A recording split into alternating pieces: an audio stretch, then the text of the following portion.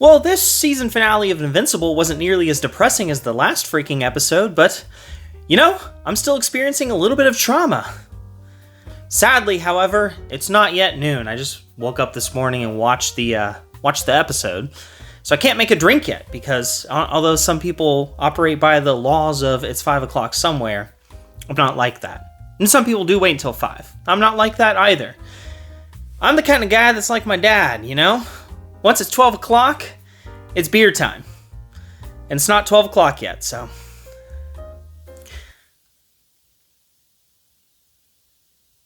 Alright. Now it's 12. Oh gosh darn. Oh my goodness. This is a mess! This is a mess! Spoilers ahead. Also, like and subscribe. Come on. Now look, I'm not generally the guy that covers every single episode that comes out, as evidenced by the fact that the only other episode of Invincible I've covered was Season 3, Episode 7, last week's episode. And really, all I did was cry about Rex. That's the whole reason I made the movie, but I feel the video. But I do feel quite obligated to discuss this episode too. Because it is the season finale and the direct follow-up, and I also cried a little bit more about Rex again, much like Adam Eve. Oh man, he was my first of a lot of things too. Too soon on that one? Oh man. Well, hey, good news. I'm so happy that Adam Eve did not die. Found out that she actually was nerfed during a previous patch, but, some of that programming's still there. Every once in a while that glitch happens, and she totally went God mode. Right there on Conquest, which was insane. That fight was crazy. I didn't really believe that Invincible was going to be able to defeat Conquest all by himself. I didn't think that he was quite that strong. Like, he'd gone, twice as strong as when he got his butt kicked by the last Viltrumite. But twice as strong still doesn't feel nearly strong enough. So the fact of the matter is, I knew there was going to be some help. I knew that his brother, Oliver, was probably going to pop in and get his butt kicked. I didn't really expect Adam Eve to come and pull off the laser beams, but boy howdy am I glad she did. I gotta say, this fight though was pretty wild. It actually drew a lot of parallels to his fight against his father, Nolan. Honestly, so many, even down to taking his face and just cramming it into other people's bodies that shortly thereafter became corpses due to direct impact with his face, or even the shockwave that followed. Man, there were a lot of parallels. Honestly, it had to have brought up a lot of trauma for that poor guy. This guy right here, he's 20, 21 years old? He's probably barely drinking age. Man, can he even crack a cold one after a hard day's work of pummeling Conquest's face in? Literally? The season finale of Invincible definitely was mostly comprised of Conquest's fight and loss. But I gotta tell you, there was a lot of little stuff sprinkled in here and there, little bits and pieces that are definitely going to bear fruit in the season to come, maybe even seasons to come. Not sure how much of the story is left, but there's a lot of stuff going on. And I do think that it's really cool that they managed to pepper that in without taking away from the fight, because it had to be a big fight. They stated multiple times in the episode that Conquest was definitely the strongest Viltrumite they've come across yet. So it did show that Mark has actually come quite a long way. He literally was facing one of the strongest Viltrumites in existence. And although he lost, obviously, the dude could not win by himself. So in terms of loss, by himself, 1v1, definitely was not taking the dub home there. But in terms of putting up an effort, he did win. I'm sidetracking myself here. All right, that's not what I'm talking about. The fact of the matter is, it showed that Mark had definitely improved. He had definitely grown stronger, and facing the worst challenge of them all, it's only uphill from here, baby. All right, Mark's got this. His GF's all good. She can just become God whenever she wants to. Well, when she's stressed out, when she's super stressed, dying of being gutted alive, or maybe taking a really bad test in college. Who knows? Who knows what's going to happen there?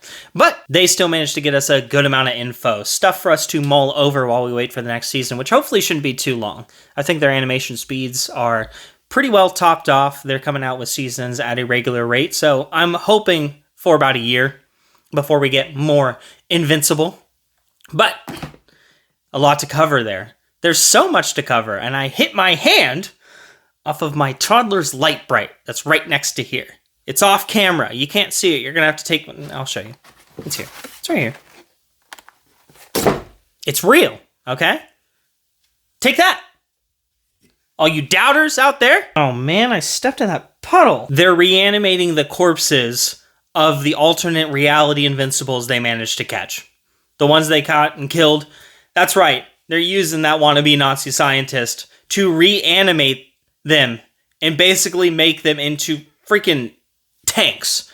They're going to be insane. Honestly, give it a couple weeks, and I don't think Earth has to worry about Viltrumites anymore. You've got Invincible, who's getting stronger and stronger all the time. Man, this fight had to have only made him stronger.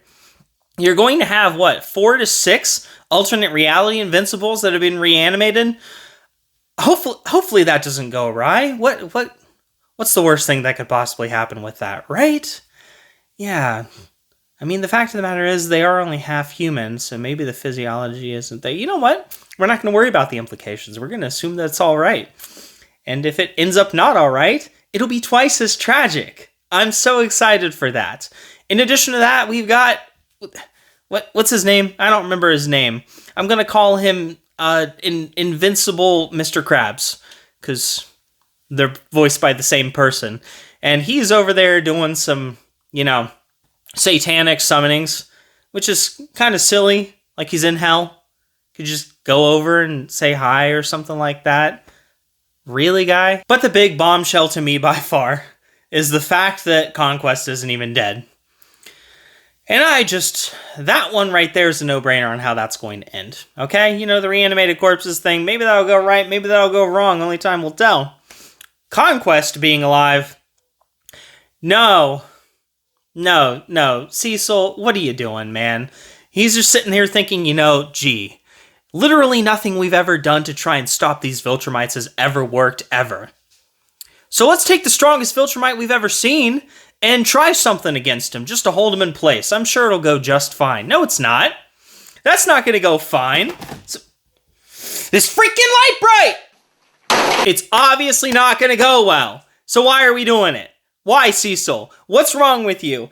And, I get why he's not honest with Mark on that one. I'm not going to count that against him. But the fact of the matter is, you should just kill Conquest. Because he's probably going to get away. I don't see that. I don't see him breaking out and trying to destroy Earth or conquer Earth in his state. He's probably going to try and piece his way out of there and get back to the Viltrum Empire. That's going to be my guess. That's my guess, guys. And guess what? I'm going to guess that he succeeds at that. Who's going to stop him? The bomb that's down there in the ground? No.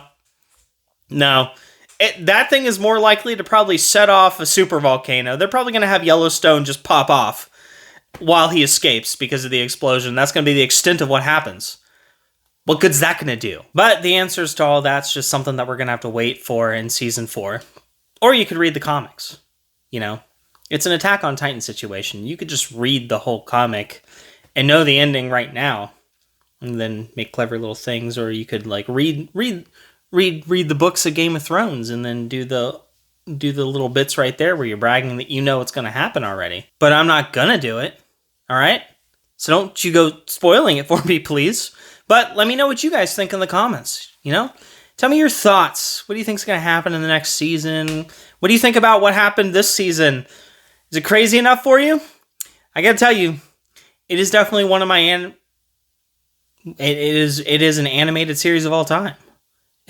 It is one of my favorite animated series of all time. It's very good. I quite like it. I don't know, I'm going to wait a whole year. I'm kind of used to picking a show that's already completed and then just watching all the way through it.